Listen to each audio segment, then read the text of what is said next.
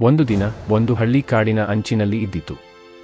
ಅಲ್ಲಿ ಒಬ್ಬ ದಯಾಳು ಮಾನವ ವಾಸಿಸುತ್ತಿದ್ದನು. ಒಂದು ದಿನ ಆತ ಕಾಡಿನಲ್ಲಿ ನಡೆಯುತ್ತಿದ್ದಾಗ ಬಲೆಯೊಳಗೆ ಸಿಕ್ಕಿಕೊಂಡಿದ್ದ ಒಂದು ಹುಲಿ ಕಣ್ಣೀರಿಟ್ಟು ಕೇಳಿತು, ದಯವಿಟ್ಟು ನನ್ನನ್ನು ಬಿಡು ಮನುಷ್ಯನೇ, ನಾನು ಸಾಯುತ್ತಿದ್ದೇನೆ. ಮಾನವ ಹೇಳಿದ, ನಿನ್ನನ್ನು ಬಿಡಿಸಿದರೆ ನೀನು ನನ್ನನ್ನೇ ತಿನ್ನಬಹುದು. ಹುಲಿ ವಿನಯದಿಂದ ಹೇಳಿತು, ಇಲ್ಲ ಇಲ್ಲ, ನಾನು ನಿನ್ನನ್ನು ತಿನ್ನುವುದಿಲ್ಲ, ನನ್ನ ಪ್ರಾಣ ಉಳಿಸು, ನಾನು ನಿನ್ನ ಉಪಕಾರವನ್ನು ಎಂದಿಗೂ ಮರೆಯುವುದಿಲ್ಲ. ಮಾನವ ಕರುಣೆಗೊಂಡು ಬಲೆಯನ್ನು ತೆರೆಯಿತು. ಹುಲಿ ಹೊರಬಂದ ತಕ್ಷಣ ಗರ್ಜಿಸಿ ಹೇಳಿತು, ಇಲ್ಲಿ ಹಸಿವು ತುಂಬಾ ಇದೆ, ಕ್ಷಮಿಸು, ನಾನು ನಿನ್ನನ್ನು ತಿನ್ನಬೇಕು. ಮಾನವ ಹೆದರಿ ಬುದ್ಧಿಯಿಂದ ಹೇಳಿದ, ಸರಿ, ಆದರೆ ನಾವು ಮೊದಲು ಈ ವಿಷಯದ ಬಗ್ಗೆ ಮೂವರಿಗೆ ಕೇಳೋಣ. ಅವರು ತೀರ್ಮಾನಿಸಿದರೆ ನೀನು ಏನು ಮಾಡಿದರೂ ಸರಿ.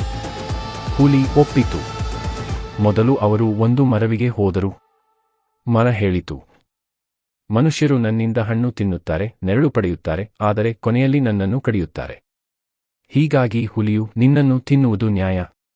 ಅವರು ಮುಂದೆ ಒಂದು ಹೆದ್ದಾರಿಗೆ ಹೋದರು. ಅದು ಹೇಳಿತು, ಮನುಷ್ಯರು ನನ್ನನ್ನು ಬಳಸಿ ಪ್ರಯಾಣಿಸುತ್ತಾರೆ, ಆದರೆ ಕಸದ ಬಿದ್ದೂಟು ಮಾಡುತ್ತಾರೆ. ಹೀಗಾಗಿ ಹುಲಿಯು ನಿನ್ನನ್ನು ತಿನ್ನಲಿ. ಕೊನೆಗೆ ಅವರು ಒಬ್ಬ ಬುದ್ಧಿವಂತ ಶಿಲೆಗೆ, ಕಲ್ಲಿಗೆ ಹೋದರು. ಅದು ಕೇಳಿತು, ಓ, ನಾನು ಹೇಗೆ ನಂಬಲಿ?